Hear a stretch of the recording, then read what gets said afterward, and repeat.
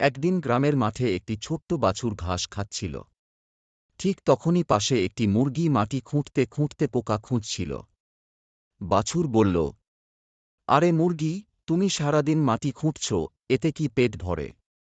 মুরগি হেসে বলল, তুমি তো সারাদিন শুধু ঘাস খাও, আমার কাছে পোকা অনেক মজাদার খাবার।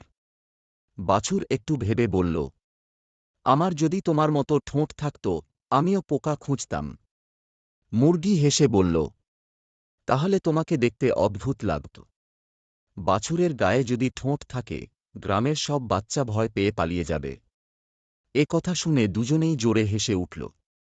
তারপর বাছুর বলল, ঠিক আছে, তুমি তোমার পোকা খাও, আমি আমার ঘাস খাব।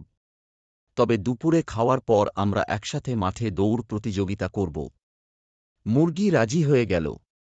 প্রতিযোগিতা শুরু হল। বাছুর দৌড়াতে দৌড়াতে খামারে চলে গেল, আর মুরগি টুকটাক ছোটাছুটি করতে লাগল।